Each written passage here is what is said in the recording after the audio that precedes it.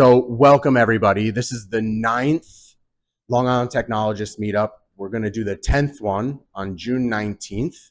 So if you can make it, we're doing these about every 45 days. I'm seeing so many recurring faces, folks that are members and original founders of this organization right along with us. But I'm also seeing brand new faces join, and that's just like incredible. We started this as a grassroots thing. This is my partner and best friend since we're 15 years old.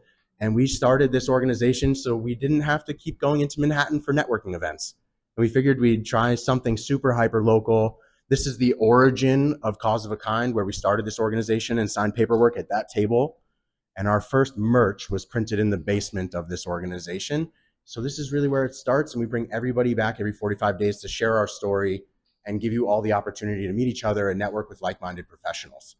So my name is Justin Abrams. That's Mike Rispoli. The guy on the camera there is Matt Ramos. We represent the local Cause of a Kind organization. We build software and web experiences for businesses, small, medium, and enterprise size. I'm joined today by a dear friend and our host presenter. This is Carolina Luna. Carolina is a multifaceted, multi-talented professional right here on Long Island. She just started Web Growth, which is a web agency out of Bohemia. Multifaceted photographer, videographer, brand specialist, marketing maven. And today we're going to host a conversation about building your brand voice, how to own and identify your brand, even if it's personal, if it's for a business, it's for scaling. So a really meaningful conversation for anybody that's in tech or trying to figure out how to break into tech. So I want to turn it over to Carolina. We'll make this a fully engaging conversation. I'm going to participate. You all can participate and ask questions. This is a time to just learn and share your own experiences, as I will too. But I want to give it to Carolina, and I appreciate you so much for being here. And should anybody want to present on the June 19th, present on whatever you are comfortable with. I got an Oracle guy here. You can present on cloud solutions or whatever you want. We can talk about, maybe we'll stay away from the death of Oracle products, but it would be really fun. It would be really fun. We could talk about all sorts of stuff, building applications, building businesses, outfitting hardware, all sorts of fun things that we can bring to the table. But with that, Carolina Luna. Thank you. I'm so excited to be here, supporting my friends Justin and Mike. And before I start, I wanted to just, take a moment for you guys to look around and look at each other. And today I wanted to leave here with a couple of connections and make sure you follow up and start building your network.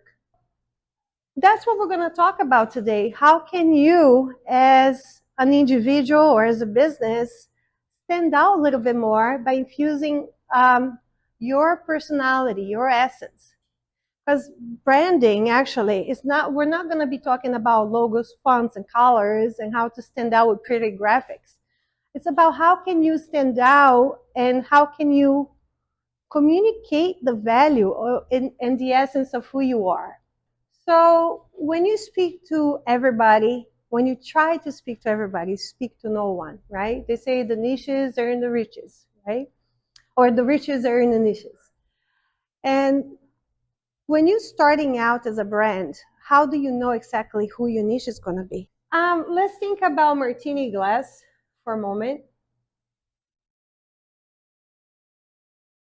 If you're just starting out, I like to use this analogy of the martini glass.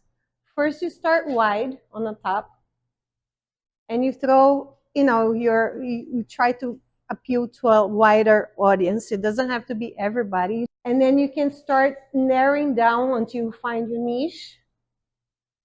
And then you stick with that niche for a while so you can become the best in that niche. And this is a sweet spot where you can actually charge more because you're becoming an expert in your industry, right? So here, when you're casting a wide net and you're trying to reach to a wider audience, your message might be a little diluted, right? Because how can you appeal to so many different avatars, client avatars? Do you guys know what an ideal client avatar is? Pretty much you idealize who the person that you're targeting, your ideal consumer is going to be, and you put into like you can think about the person as a happy person that's willing and seeking your problems. They have problems and you have the solution, right? So that will have, there's so many ways to do this, but basically you're gonna figure out where they hang out. So you can target them in the right social media platforms or places, right, in person. You're gonna figure out their demographics. The language is a little different.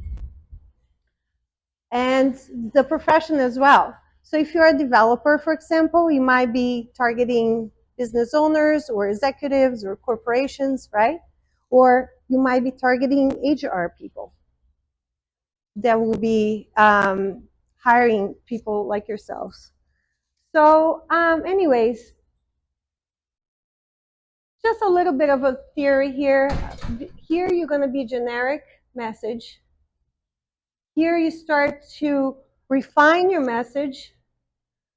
Here you nail your message. You can adjust your message.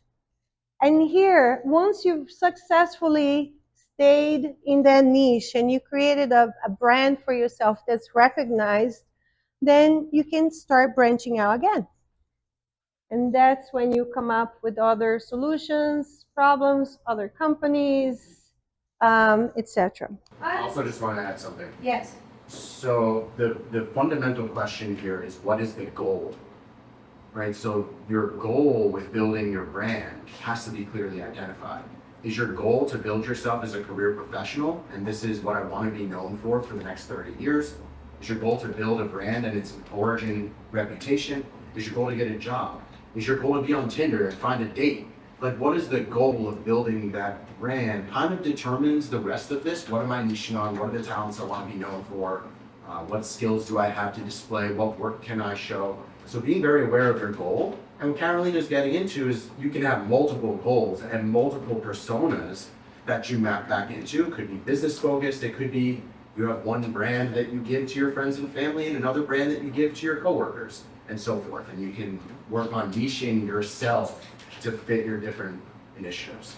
You should also be open for adapting that as it goes on. So of course, when I was contracting, I actually found a nice little niche where I would go into companies that are trying to fill a senior position or just a programmer role and they've been searching for 6 months, can you find the right person? So I'd go in and say, contract me out until you get someone that you want. I will pass over everything, I'll get you going because you've been sitting for 6 months not doing so. I found a lot of work doing it that way. But now I don't do that anymore, I do full-time work now. And sort of evolved and changed, but I still make myself available to fill these different roles and positions. You know, we have a saying, just to follow opportunity and not passion.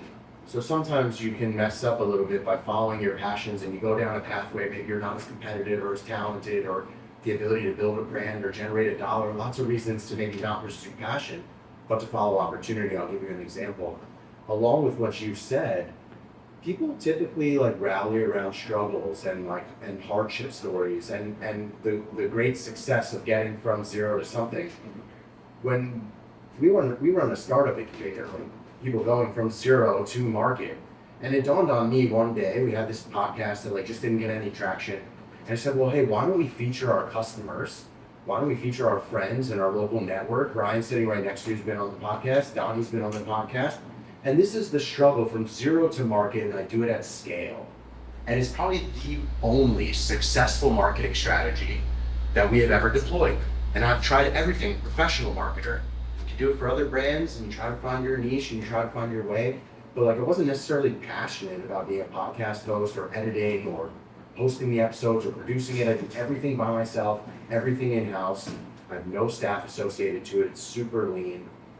But it was a way to follow opportunity rather than something I was passionate about. The shit that I was passionate about, always a flop. Well, Yeah. I thought that was interesting because I would have never been an engineer if I followed my passion. I didn't really want to get into this. I didn't like computers as a kid. Like, I don't have a story like that where I was always hanging out with computers or tinkering with these things. It was an opportunity a friend gave to me. Chuck happened to be sitting on cubicle at that time. And I was like, yeah, I'll do it. I had nothing else going on in my life. I was like, you know what? This, like, all this stuff I wanted to do isn't working out. And then I found myself. Worst one. We had the worst, I had the worst Worst line. line. I remember that, and I was like, Oh God. and it was like not the cool startup environment that you saw on TV or anything like that, but it gradually grew on me. And if I hadn't just followed my opportunity and went with my passion, none of that would have worked out. And I ended up becoming passionate about it. And I think that goes back to how you figured some of these questions out, because that follow your opportunity, not your passion, that's one of those answers that I would give to a question. It's an interview question, I forget who said it, but it's what's one thing that you believe that very few other people believe? And follow your opportunity and not your passion is one of those things that I believe that I think very few other people believe. I think if you asked 100 people on the street, they'd be like, follow your passion, dude, that's what you gotta do. I would not agree with that. I probably have a million other things that I could say, but that question right there, what's one thing you believe that very few other people believe? It's hard to answer over and over again. I think those kind of become posts that people will read because that's the weird thing about you. So if you can figure out that question or the answer to that question a few times over, that works. What is it about you that you bring into your family life? You bring into your hobbies. You bring into your work. You bring into the charity organization that you help. What is it that makes, it comes from like a place of purpose. It's not just marketing, it's your purpose. I was in a group coaching one time and we were exploring what they call the Bullseye Message. So, the Bullseye Message, like a target in the middle, right? But the Bullseye Message is pretty much that core essence. For me, was 2 words. If you can summarize in 2 or 3 simple words. Have you heard about like some people have like a red string on the wrist that symbolizes something, right? Seeing people have bracelets like they put an intention about something they wanted to pursue in life, and then every time they look at the bracelet, they remember it. It's like an intention reminder, right? The Bullseye Message is going to be your intention reminder. So for me, it was very simple.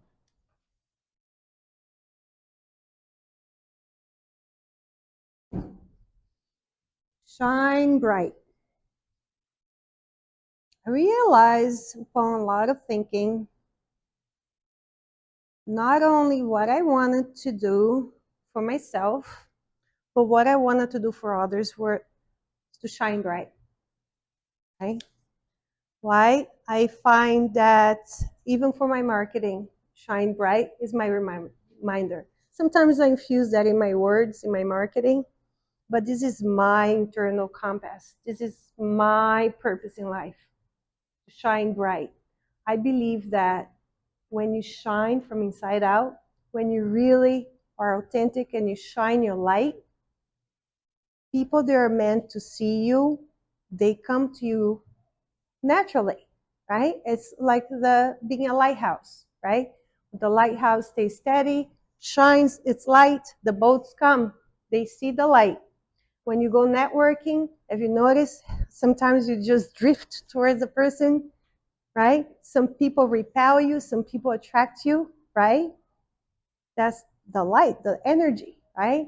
So I am very much into self-development, so it's a personal thing that I, explore, like removing blocks, shining bright, being high energy. That's also in marketing. You know, shine bright, be authentic, be yourself without forcing. Be yourself. Whoever resonates with your message, whoever resonates with who you are, whoever resonates with what you offer, will drift towards you. They're gonna see themselves in your brand, or they're gonna aspire. They're gonna live vicariously through you. They're gonna find there's something about you. They're gonna feel your energy. Shine bright was also my mission. Like, I wanted to help people through my photography to shine bright. You know, have you seen how in photographs, you look at the photograph in a person's eye, you can tell the person was stiff, uncomfortable, or sometimes you can look at somebody's photograph in the eye, it tells it all. The person feels confidence, beautiful, empowered, right? Same with the words. When you write with confidence and from your heart, people can feel it. People can feel your energy.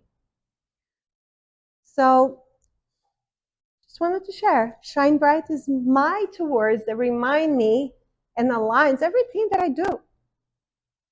You know, so I host circles on the beach for people during the summer. They come and play drums and watch the sunset and the moonrise. Same thing for my community that I built, my spiritual community. Shine Bright has always been my motto. So you see, I found those two words that bring it all together for me with my multi-dimensional being, right? And I want you to think about for you, because this can take a while. You're not going to walk out of here and say, I know my two words. I hope you do, but it's more like you have to really sit with it. This is an introspective work. Once you find the two words, they're going to be your center. They're going to be your reminder of who you are at the core, what your purpose is, you know? And when you start drifting off and get out of focus, it's just like that bracelet. You're going to touch it and remember, oh, here's my compass again, right? So your bullseye message is like really your center. That's where everything starts. And then your message and your content is going to stem from there. So, again, you are multidimensional, and there's different areas of your life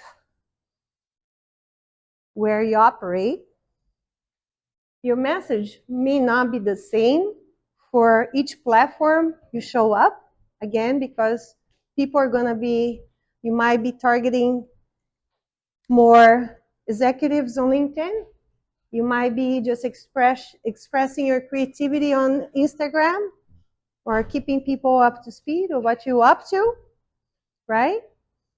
TikTok, you might be doing some more outrageous things, some skits maybe, but here it goes. So you might, for your brand, whatever you do, remember you're multidimensional. Your message is always going to come down to support this.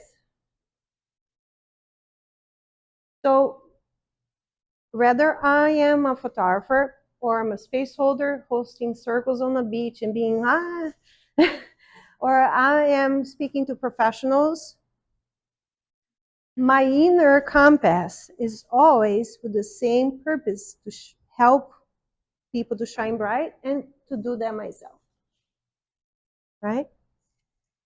Now, everything that I do will always be infused with this in my message. Whether I am writing about tips on my industry, right? Educational content. Whether I am showcasing my portfolio. You know, when I showcase my portfolio, because Shine Bright is my essence, I like to highlight other people more than highlight myself. I love to, you know, like talk about how wonderful other people is. And I do that from my heart. So when I showcase my portfolio, my intent is to help other business owners to see how beautiful they are, to really like, hey, you deserve a shout out. I mean, for me, coming from an immigrant family, doing art was not really an option, right? Because when you grow up kind of struggling, art is for people who are rich, who can afford to create and live that sort of lifestyle. But for them, it was about like surviving and putting food on your plate, you know, things along those lines. So I went sort of like for traditional route. And it wasn't until I had children of my own that put the camcorder in my hand and I was filming my kids and I was like, well, I don't want to make just boring home movies. Let me figure out editing. And I was cutting it to music. And then one of my best friends was getting married, and with my iPhone, I was just kind of shooting behind the scenes and I cut it to music and I sent it to him. And he was like, oh my God, I love this. And he posted on Facebook.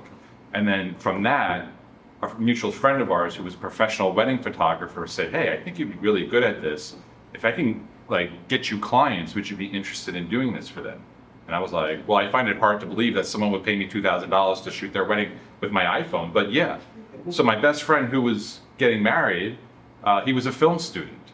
And he was like, hey, I'll lend you the equipment.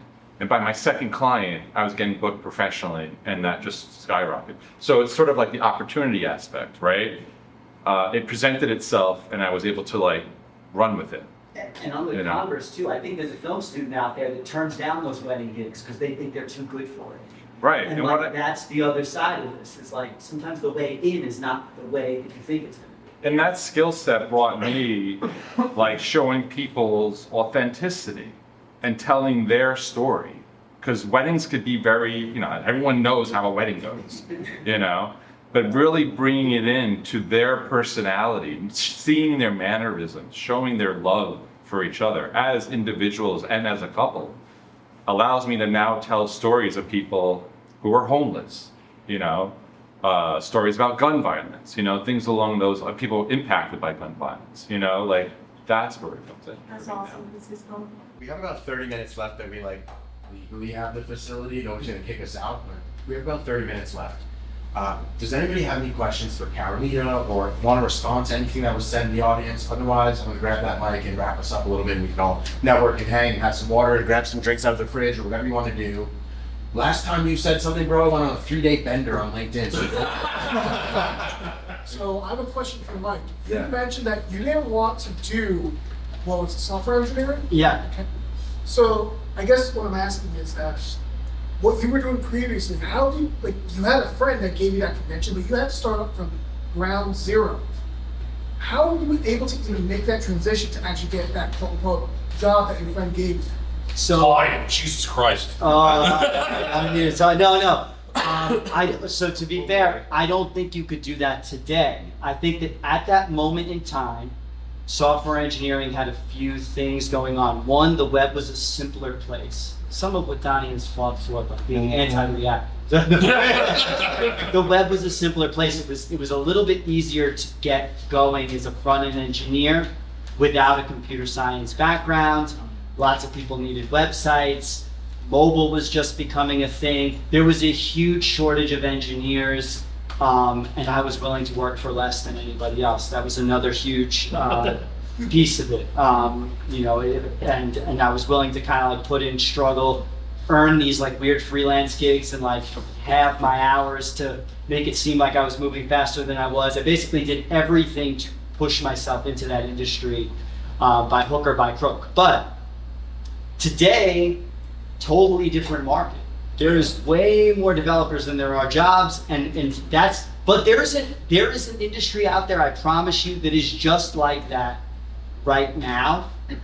In that moment, there's some like unsexy job in some career, and that's what I would look for. If I was to, if I had to do this from scratch again, like I just graduated college, nobody was hiring me, I would look for that kind of an opportunity again, where like this is kind of a growing thing.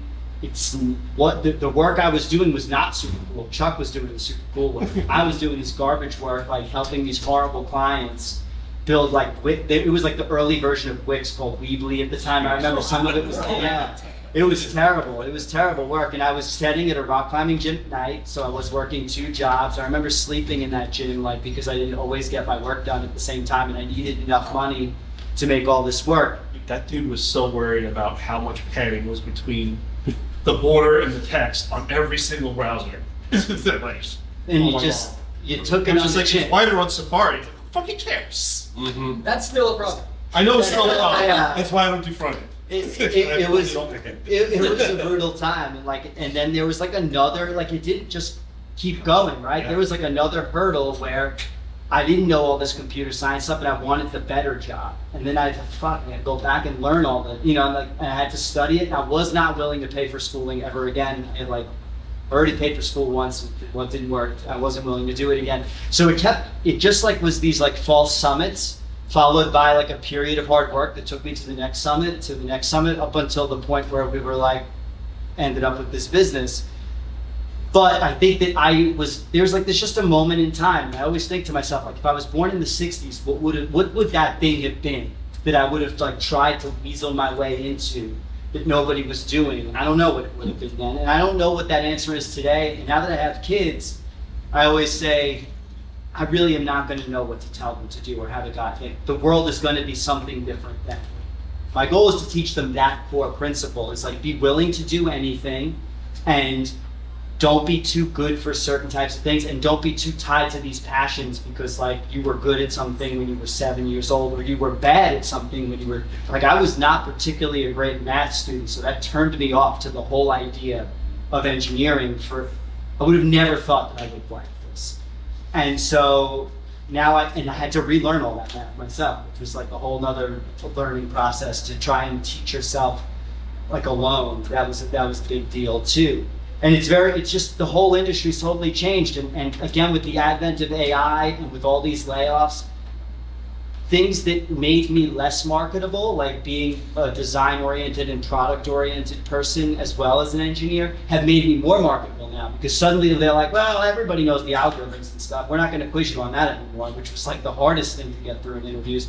Now we want to know if you can ship stuff and make us money. I go, oh, well, that's the part I'm good at. So now I'm kind of having my golden moment, but that moment was not always there. Like, most of my interviews were horrific, whiteboard, doing math problems like freaking Goodwill Hunting that I did when I was doing it. And I managed to make it. I have stories. Yeah, Chuck has stories. So that was a, but again, I think that there was a beautiful moment where there was a lot more jobs and a lot fewer engineers, and someone like me could make that happen. That's not the case today. So I think but you got to find that thing. I also caveat that, like, I'm going to pick on somebody in this audience because this is possible, and you have to find that blend again of opportunity, but also of your passions. So I'm going to pick on Chris. Chris and I know each other through Carolina. Carolina's a nice origin for lots of people in this room. Chris has been coming here for maybe 2 years. I think this is like maybe your 7th or 8th time coming. Chris originally had a job that was following opportunity, not passion. And now, sometime later, Chris founded his own company. He's the CTO of his own company, and he found this niche of augmented and extended reality. So, like, it is possible to follow your passions, but to succeed in opportunity. Mike spent years and has a many a war story as a salesman, working in kitchens and restaurant staff. His come up stories from enterprise rent-a-car just to have a job and learn how to be a professional salesman. Maybe I'll do a presentation on sales and the fundamental of all of us. And truly, you follow opportunity to get to a point where another opportunity reveals itself that aligns better with your passions. So yes, while there's a narrow job market, there are success stories in this room of folks that are evolving today, and they're trying to find paths forward that align with not only their personal passions, but also crazy opportunities like finding business partners out of thin air that believe in you, believe in your first product, and want to take you to market. So I love the question. I'll go on another 3-day bender because of this one. I just want to close it out by thanking my dear friend Carolina. This is a topic that applies to all of us in whatever way you can take it away. My culminating thought is the market always has space for mastery. So pursue your passions, pursue your opportunities, give everything you've got. And eventually you're going to distill to what your goal is. If it's financial freedom, that's great. If it's to start a new business, great. Relationships, great. But pursue that mastery. That's why we're all here, trying to get as educated as possible, meet new people, and create new opportunity. So I thank you all. This is a very successful 9th Long Island Technologists. Next one's going to be June 19th, same spot, same time. Maybe I'll do the presentation if nobody else wants to stand up. Thank you all.